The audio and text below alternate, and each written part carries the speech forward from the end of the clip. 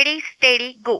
April 2026 मध्ये संरक्षण आणि व्यक्तिविशेष ज्या चालू घडामोडी झालेल्या आहेत त्याच्यावर आपण 19 प्रश्न आणि 16 युद्ध सरावांचा अभ्यास करणार आहोत. तर वेळ न दवडता आपण 19 प्रश्नांना आणि 16 युद्ध सरावांना चालू करूया. तर तुमचा पहिला प्रश्न आहे व्यक्तिविशेष मध्ये आशा भोसले यांच्याविषयी खालील विधानांचा विचार करा. पहिलं विधान आहे गिनीज वर्ल्ड रेकॉर्ड्सने त्यांची सर्वाधिक गाणी रेकॉर्ड करणाऱ्या कलाकार म्हणून दखल घेतली होती. हे पहिलं विधान आहे. दुसरं विधान आहे 2000 मध्ये त्यांना दादासाहेब फाळके पुरस्काराने सन्मानित करण्यात आले होते. तुम्हाला उत्तर देण्यासाठी 3 ते 4 सेकंद दिले जातील. जर उत्तर बरोबर असेल तर तुम्हाला 1 गुण द्यायचा असेल आणि जर उत्तर चुकीचं असेल तर तुम्हाला 0 गुण द्यायचा आहे आणि आलेला स्कोर व्हिडिओच्या शेवटी कमेंट करायचा आहे. बघा उत्तर काय आहे. विधान 1 आणि 2 दोन्ही बरोबर. दोन्ही विधानं योग्य आहेत. आशा भोसले यांना गिनीज वर्ल्ड रेकॉर्डने सर्वाधिक गाणी रेकॉर्ड करणाऱ्या कलाकार म्हणून गौरवलं होतं आणि 2000 मध्ये त्यांना दादासाहेब फाळके पुरस्कारानं सुद्धा सन्मानित करण्यात आलं होतं. ओके. आणि 2008 मध्ये त्यांना पद्मविभूषण पुरस्काराने सन्मानित करण्यात आले होते. पुढचा प्रश्न आहे रघु राय यांच्याविषयी खालील विधानांचा विचार करा. हे एक छायाचित्रकार म्हणून बांगलादेश युद्धाच्या वार्तांकनासाठी त्यांना पद्मश्री पुरस्कार मिळालेला होता आणि 2017 मध्ये गृह मंत्रालयाकडून जीवन गौरव पुरस्कार देण्यात आला होता. उत्तर निवडलं फक्त विधान 1 बरोबर. बरोबर ना? का सांगा? गृह मंत्रालय कसं त्यांना अवॉर्ड देईल? माहिती आणि प्रसार मंत्रालयाकडून त्यांना पुरस्कार देण्यात आलेला होता. रघु राय यांचं निधन झालेलं आहे. हे एक प्रसिद्ध छायाचित्रकार होते आणि बांगलादेशचं जे मुक्तीयुद्ध झालेलं होतं त्याच्यामध्ये ज्या बातम्या होते त्या त्यांनी कव्हर केलेल्या होत्या बातम्या. त्यांना त्यासाठी पद्मश्री पुरस्कार मिळाला होता. त्यामुळे विधान 1 बरोबर आहे. मात्र 2017चा जीवन गौरव पुरस्कार जो आहे 2017 मध्ये त्यांना जीवन गौरव पुरस्कार मिळालेला होता. तो गृह मंत्रालयाकडून होता. तर माहिती आणि प्रसारण मंत्रालय, जर ते छायाचित्रकार आहेत पत्रकार आहेत तर त्यांना माहिती आणि प्रसारण मंत्रालयाकडून पुरस्कार मिळेल ना. प्रश्न 3 मुनी नारायण प्रसाद हे कोणत्या संस्थेशी संबंधित होते? मुनी नारायण प्रसाद त्यांच्या नावातच आहे उत्तर नारायण गुरुकुल. मुनी नारायण प्रसाद हे नारायण गुरुकुल या संस्थेशी संबंधित होते आणि 2024 मध्ये त्यांना पद्मश्री पुरस्कार मिळालेला होता आणि त्यांचं आत्मचरित्र आहे अल्मायणम. ओके. यांचं निधन झालेलं होतं. नारायण गुरुकुल, मुनी नारायण प्रसाद आणि त्यांचं जर आत्मचरित्र विचारलं तर त्याचं नाव आहे अल्मायणम. अल्मायणम केरळ मधील आहे ते. पुढचा प्रश्न आहे ऑस्कर श्मिड हे कोणत्या खेळाशी संबंधित आहेत? यांचंही सध्या निधन झालेलं आहे. Oscar Schmidt basketball. Oscar Schmidt हे बास्केटबॉल खेळाशी संबंधित आहेत. त्यांनी 5 ऑलिम्पिक स्पर्धा आणि 4 वर्ल्ड कप स्पर्धांमध्ये ब्राझीलचे प्रतिनिधित्व केलेलं होतं. त्यांचा basketball hall of the fame मध्ये समावेश करण्यात आलेला आहे. ऑस्कर श्मिड लक्षात ठेवा. पुढचा प्रश्न फेमिना मिस इंडिया वर्ल्ड 2024 चा मुकुट कोणाला मिळाला? उत्तर आहे निकिता पोरावाल यांना फेमिना मिस वर्ल्ड 2024 चा मुकुट मिळालेला होता. ओके. आता हा प्रश्न का आलेला होता तर 2026 चा मुकुट कोणाला मिळालेला आहे तर साध्वी सतीश यांना 2026 चा मुकुट मिळालेला आहे फेमिना मिस इंडियाचा आणि 2024 चा निकिता पोरवाल यांना. एक्झरसाइज. आता एक्झरसाइज आलेले आहेत. सायक्लोन 4 हा भारत आणि कोणत्या देशाशी संयुक्त विशेष दलांचा सराव आहे?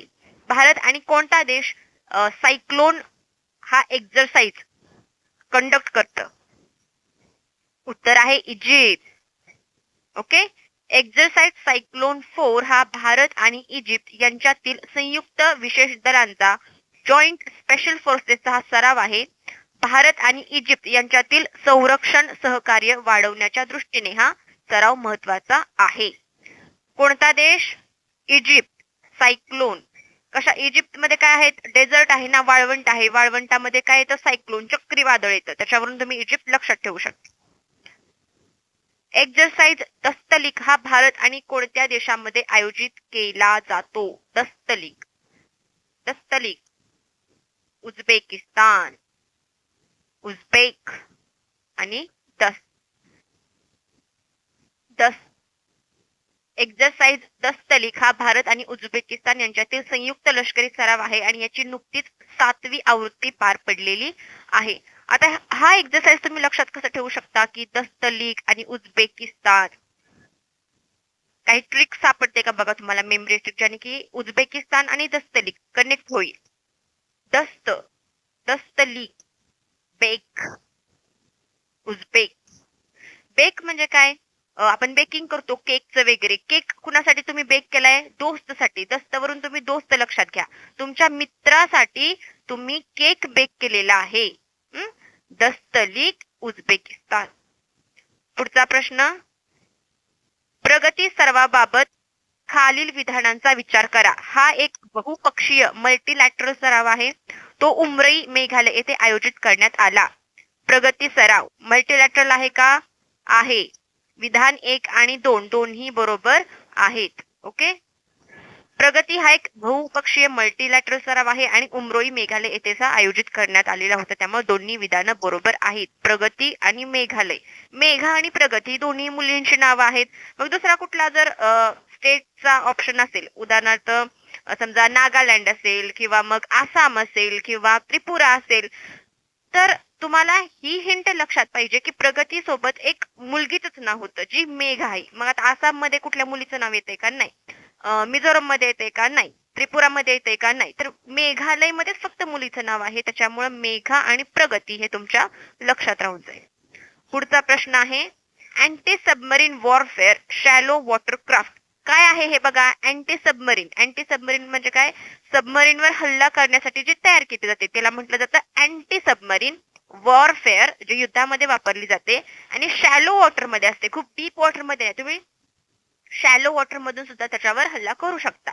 मग अशी असणारी Malvan ASWSWC anti submarine warfare shallow watercraft Malvan चे निर्माण कोणी केलेले आहे? निवडलं उत्तर.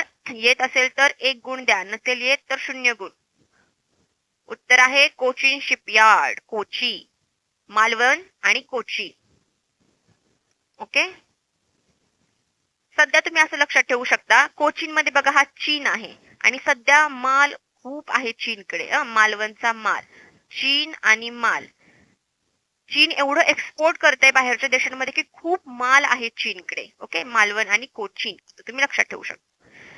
तुम्हाला परीक्षेमध्ये जर असं आलं की मालवणची निर्मिती कोणी केलेली होती, तर लगेच तुमच्या पटकन लक्षात येऊन जातं की हा मॅमनी चीन आणि माल असं सांगितलेलं होतं. INS शची कोणत्या तारका समूहाच्या नावावरून नाव देण्यात आलेलं आहे? शची नाव दिलं गेलेलं आहे, तर ते कोणत्या तारका समूहाच्या नावावरून देण्यात आलेलं आहे? तर सप्तश्री, उर्सा मेजर सप्तश्री. ओके. INS शची हे काय आहे? गस्ती जहाज आहे. म्हणजे काय, गस्त घालण्यासाठी या जहाजाचा वापर केला जातो. आणि उर्सा मेजर म्हणजेच काय, सप्तश्री हा तारका समूह आहे. या सप्तश्री तारका समूहावरून या जहाजाला नाव देण्यात आलेलं आहे. आणि ते कोणी बनवलेलं आहे? शची गोवा शिपयार्ड लिमिटेड. ओके. शची 7 ताऱ्यांवर बसून गोव्याला गेलाय. ओके. शची आहे हा शची, तो 7 ताऱ्यांवर बसून कुठे गेलेला आहे? गोव्याला गेलेला आहे. असं तुम्ही मेमरी ट्रिक लक्षात ठेवू शकता. पुढचा प्रश्न आहे, INS निलगिरी, INS विंध्यगिरी आणि INS हिमगिरी आणि INS तारागिरी हे कोणत्या प्रोजेक्टचा भाग आहेत? महत्वाचा प्रश्न आहे बघा. निलगिरी, विंध्यगिरी, हिमगिरी, तारागिरी. 17A बरोबर. प्रोजेक्ट 17A चा हा भाग आहे. या चारही ज्या युद्ध नौका आहेत ज्याच्यामध्ये शेवट गिरी आहे ना, या 17चा भाग आहे. आणि त्यांना तयार कोण करतंय? तर माझा गाव शिपयार्ड लिमिटेड मुंबई. एकूण 7 जहाज बांधली जाणार आहेत. आणि कोणती राहिलेली आहेत? राहिलेली 3 कोणती आहेत? महेंद्रगिरी, द्रोणागिरी आणि उदयगिरी. बघा पहिल्यापासून काय सांगितलंय, तर 4 आहेत. निलगिरी आहे, विंध्यगिरी आहे, हिमगिरी आहे आणि तारागिरी आहे. प्रोजेक्ट 17A च्या अंडर येतात. माझगाव डॉकयार्ड लिमिटेड यांनी तयार केलेला आहे आणि 7 एकूण तयार करणार आहे. त्यातल्या 4 झालेले आहेत. 3 कोणत्या राहिलेल्या आहेत? तर महेंद्रगिरी, द्रोणागिरी आणि उदयगिरी. ओके. प्रश्न 12. अलीकडेच बातम्यांमध्ये असलेले प्रज्ञा ही स्वदेशी काय आहे? उपग्रह इमेजेस प्रणाली आहे, हायपरसोनिक क्षेपणास्त्र आहे, पाणबुडी सोनार प्रणाली आहे की रडार प्रणाली आहे? उपग्रह इमेजिंग प्रणाली प्रज्ञा ही कोणी तयार केलेली आहे असाही प्रश्न येऊ शकतो. DRDO. प्रश्न कसा येईल? प्रज्ञा ही उपग्रह इमेजिंग प्रणाली, सॅटेलाइट इमेजिंग सिस्टीम कोणी विकसित केलेली आहे? आता तुम्हाला सॅटेलाइट इमेजिंग आहे म्हटल्यानंतर उत्तर येईल इस्रो, पण DRDO नेही विकसित केलेली आहे. Advance light helicopter ALH MK3 चे निर्माण कोणी केले? Advance light helicopter Hindustan aeronautic limited. ALH MK3 चे निर्माण हिंदुस्तान एरोनॉटिक्स लिमिटेड यांनी सागरी गस्तीसाठी केलेले आहे. हे हेलिकॉप्टर आहे आणि ते सागरावरून काय करतं? गस्त घालतं. जहाजांमधून पण गस्त घातली जाते INS मधून आणि याच्या लाईट हेलिकॉप्टर्स मधून पण ओव्हरऑल निरीक्षण केलं जातं, कुठं काय चुकतंय का, कोण आलंय का. ओके. पुढचा प्रश्न आहे, ऍटलास ड्रोन स्वॉर्म प्रणाली कोणत्या देशाने विकसित केलेली आहे? आता ड्रोन स्वॉर्म म्हणजे काय, तर अचानक एकदम खूप सारे ड्रोन्स येतात स्वॉर्म मध्ये, म्हणजे घोळक्याने येतात खूप सारे ड्रोन्स. मग त्या ड्रोन्सच्या स्वॉर्मचं नाव दिलेलं आहे ऍटलास आणि चीननं काय केलेला आहे, तो तयार केलेला आहे ऍटलास ड्रोन स्वॉर्म.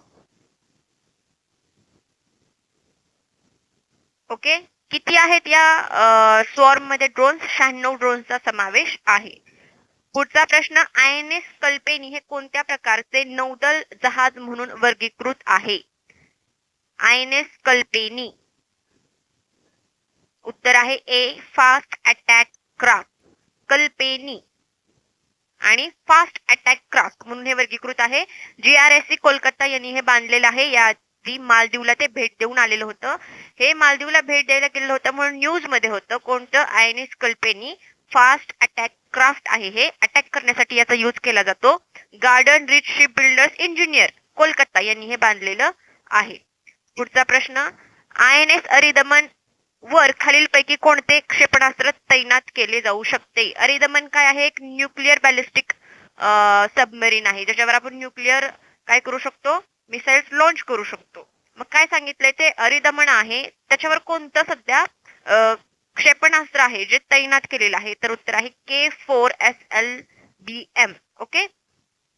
काय आहे हे K4SLBM जे अरिदमनवर आपण तैनात केलेलं आहे? तर ही एक आण्विक पाणबुडी आहे. अरिदमन हे बघितलं आपण न्यूक्लिअर आहे आण्विक म्हणजे, आणि पाणबुडीवरून डागले जाणारे बॅलिस्टिक क्षेपणास्त्र आहे. बॅलिस्टिक म्हणजे काय? त्याची जी पाथ असतो तो असा असतो, एका पॉइंट वरून तो वर जातो आणि पुन्हा दुसऱ्या पॉइंट वर टार्गेट वर जातो. ओके.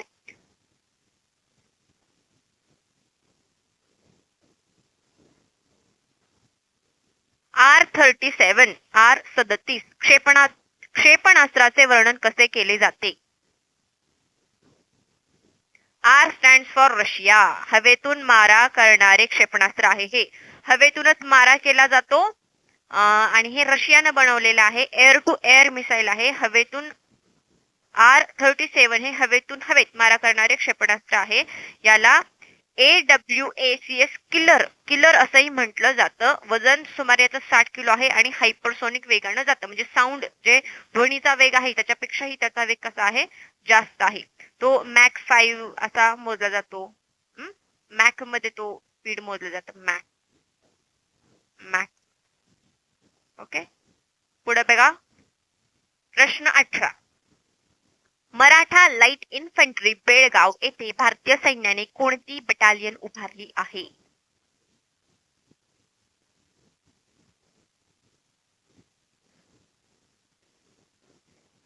उत्तर आहे भैरव. मराठा लाईट इन्फंट्री बेळगाव येथे भैरव बटालियन उभारली आहे. प्रश्न 19. INS निरीक्षक बद्दल खालील विधानांचा विचार करा.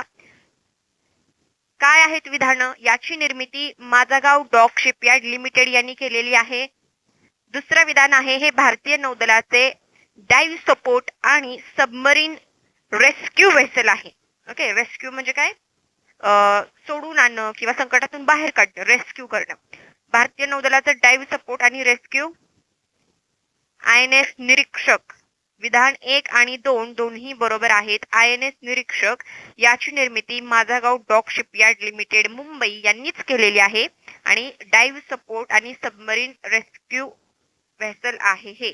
ओके, पुढचा प्रश्न. आता आपण काय बघणार आहोत तर भारताचे द्विपक्षीय लष्करी सराव पाहणार आहोत. Bilateral exercises country wise. प्रत्येक देशाबरोबर भारताचा जो सराव आहे त्याचं नाव असतं, ते नावांचा अभ्यास आपण करणार आहोत. चालू करूया. बघा,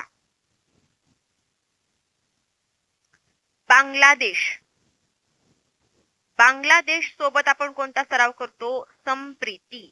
आता बांगलादेश आपला जवळचाच देश आहे, शेजारचा देश आहे आणि त्याच्यासोबत काय प्रीती आहे ना भारताला. पहिला तर आपलाच भाग होता, त्यामुळं प्रीती तर असणारच आहे. संप्रीती किंवा प्रीती कशामध्ये राहते? बंगल्यात राहते. असं पण तुम्ही मेमरी ट्रिक लक्षात ठेवू शकता. प्रीती कुठे राहते? बंगल्यात. दुसरा देश आहे चीन. चीन सोबत आपण कोणता एक्सरसाइज करत आहोत? Hand in hand. हिंदी चीनी भाई भाई, hand in hand. Okay, relate होतंय. फ्रान्स सोबत कोणता आहे? शक्ती सराव आहे. आता हा तुम्ही लक्षात कसा ठेवू शकता तर तुम्ही आयफेल टॉवर इमॅजिन करा आणि त्याच्यावर शक्तिमान उडत आहे. भारताचा शक्तिमान आहे ना, तो फ्रान्सच्या आयफेल टॉवर वरून उडत आहे किंवा टॉवरला त्या हातात घेऊन हनुमानासारखा आपला शक्तिमान उडत आहे. आयफेल टॉवर आणि शक्तिमान हे दोन चित्र आहेत, ते तुम्हाला फ्रान्स आणि शक्ती सराव हे तुम्हाला लक्षात आणून देतील. ओके, पुढचे सराव बघूया आपण. इंडोनेशिया. आता बघा, जेव्हा फ्रान्स बरोबर होतो तेव्हा फक्त शक्ती सराव होता आणि इंडोनेशिया सोबत आहे ती आहे गरुड शक्ती. ओके, जेव्हा गरुड येईल तेव्हा तुम्हाला इंडोनेशिया लक्षात ठेवायचे आहे. आता इंडो मध्येच इंडिया. ओके, येते ना इंडो आणि इंडिया. इंडो मध्ये गरुड आहे, इंडियामध्ये गरुड असतो ना. ओके, मग इंडियामध्ये गरुड असतो, इंडो आणि इंडियाचा गरुड, दोघांचा काय आहे? गरुड. मालदीव्स आणि इक्वेरिन. ज्याच्याकडे माल असतो तो एकटा कधीही नसतो. ओके, मग मालदीव्स वरून माल आणि इक्वेरिन वरून एकटा. ज्याच्याकडे माल असतो त्याला कधी कोण एकटं राहू देत नाही, बरोबर. मग भारत, मालदीव्स, इक्वेरिन एक्सरसाइज. कझाकस्तान बरोबर आपण प्रबळ दोस्तिक आणि काझिंद हे दोन एक्सरसाइज करतो. प्रबळ दोस्तिक आणि काझिंद. आता काझिंद कसं होतंय? कझाकिस्तानचं KAZ कझाक KAZ आणि इंडियाचं IND असा वरून तो काझिंद असं तयार होतंय. हे तर त्यांनीच लॉजिक दिलेलं आहे. आणि प्रबळ दोस्तिक हे तुम्हाला लक्षात ठेवावं लागेल. दोस्तिकचा अर्थ काय होतो? कझाकिस्तान भाषामध्ये दोस्ती, प्रबळ आहे आणखी. ओके, पुढचा प्रश्न. ओके, पुढचे 3 सराव आहेत हे किर्गिस्तान, मंगोलिया आणि नेपाळचे. आता किर्गिस्तान आणि भारत यांच्यामध्ये कोणता सराव होतो तर खंजर. बघा, खंजर जेव्हा आपण एखाद्या स्टीलच्या ह्याच्यावर किंवा हे घुसवतो किंवा काय म्हणू आपण त्याचा वापर करतो तेव्हा काय होतं? किर्र आवाज येतो ना खंजरचा. मग खंजरचा आवाज कसा येतो? किर्र. अशावरून तुम्ही खंजर आणि किर्गिस्तान लक्षात ठेवू शकता. आता आहे मंगोलिया आणि नोमॅडिक एलिफंट. तुम्ही हत्तीला काय चारत आहात? मँगो चारत आहात. मंगोलियामध्ये बघा मँगो येतोय. हत्तीला तुम्ही काय चारताय? मँगो चारताय. त्याच्यावरून नोमॅडिक एलिफंटला काय चारतोय? मँगो. हे दोन्ही लक्षात राहील. नेपाळ मध्ये आहे सूर्यकिरण. ओके, सूर्यकिरण आणि नेपाळ. काय म्हणूया आपण? किरण एक मुलगी आहे, तिला पाल दिसली आणि ती खूप घाबरली. ओके, असं काहीतरी तुम्ही लक्षात ठेवू शकता. नेपाळ आणि किरण. मग नेपाळ सोबत कोणता एक्सरसाइज होतोय? मग नेपाळ म्हणलं की पाल लक्षात यायला पाहिजे आणि पालीला कोण घाबरलं? किरण. त्याच्यावरून सूर्यकिरण तुम्ही पोहोचू शकता तुम्ही सूर्यकिरण पर्यंत, बरोबर. पुढचा एक्सरसाइज आहे ओमान. आणि अल नगाह, ओ मॅन मला तिथे नाग दिसला. नाग, ओके, नगाह मध्ये नाग आहे. ओ मॅन, ओ मॅन मध्ये मॅन येतोय, बरोबर, म्हणजे मॅन म्हणजे माणूस, माणसाला काय दिसला, नाग दिसला. ओ मॅन मला नाग दिसला. याच्यावरून ओ मॅनचं अल नगाह तुमच्या लक्षात राहील. रशिया, रशिया आणि भारत, इंद्र, लष्करी सराव आपण काय करतो, दोघांमध्ये होतो. मग इंडियाचा IND आणि रशियाचा RA असा होतो तो इंद्र. नावातच त्यांनी ट्रिक दिलेली आहे. सेचुअल्स सोबत आपण लामितीये काय करतो, एक्सरसाइज करतो. लामितीयेचा अर्थ पण दोस्तीच असा काहीतरी होतो, लामितीये. आणि सेचुलिस, ला चिलीज ला, ओके, लामितीयेचा ला आणि चिलीज, सेचुलिस मध्ये चिलीज आहेत ना, मिरच्या, ला मिरच्याला, ला मिरच्याला, ला चिलीज ला, अशावरून सेचुलस आणि लामितीये तुमच्या लक्षात राहील. पुढचा आहे श्रीलंका. श्रीलंका तर आपला मित्र आहे, बरोबर. बंगल्यामध्ये कोण राहते, प्रीती. बांगलादेश आणि संप्रीती असं आपण बांगलादेशचं लक्षात राहील ठेवलेलं होतं. आता मित्र शक्ती आहे. आता मित्र आणि श्रीलंका, श्रीलंका तर आपला मित्रच आहे, जवळच आहे आपल्या. आणि जवळ मित्र असला की काय येते, शक्ती येते. जवळच्या जवळ मित्र असला की काय येते, शक्ती येते. श्रीलंका मित्र शक्ती. इंडोनेशिया आणि भारत गरुड शक्ती. फ्रान्स नुसती शक्ती, कारण की आयफल टॉवर शक्तिमान्य उचललेला होता. थायलंड मैत्री. जर तुमच्या सोबत मैत्री करायची असेल तर तुम्हाला थाय डिशेस द्याव्या लागतील, है ना. थायलंड मध्ये स्ट्रीट फूड खूप फेमस आहे. जर तुम्हाला मैत्री करायची असेल तर थाय फूड द्या. कोणतं फूड द्या, थाय फूड द्या जर मैत्री करायची असेल तर. ओके, पुढचा सराव आहे United kingdoms, Ajay warrior, UK. हे जर अजय वॉरियर नसते तर एवढ्याशा देशाने अख्ख्या जगावर राज्य केलं असतं का, नसतं ना. मग अजय वॉरियर आणि UK. आणि अमेरिकेसोबत आपले आहेत युद्ध अभ्यास आणि वज्रप्रहार. बघा, USA ची आर्मी सगळ्यात मोठी आहे, बरोबर, त्यांच्याकडे खूप शस्त्र अस्त्र वगैरे खूप काय काय आहे, बजेट पण खूप आहे. मग जर युद्ध अभ्यास करायचा असेल तर मोठ्या देशाबरोबरच करावं लागणार ना, तगड्या देशासोबत. मग ते अमेरिका. आणि वज्रप्रहार नवरून वाटते की काहीतरी मोठं असणार आहे, म्हणून अमेरिका. ओके, हे असे 16 सराव तुमचे आणि 19 प्रश्न आपण पूर्ण केलेले आहेत. आता असाच व्हिडिओ आपण इंडेक्स रँकिंग आणि अवॉर्ड्स वर घेऊन येणार आहोत. तर माझ्या सोबत राहा आणि चॅनलला सबस्क्राईब करा आणि याचा खूप चांगला अभ्यास करा आणि मग परीक्षेला जा. थँक्यू.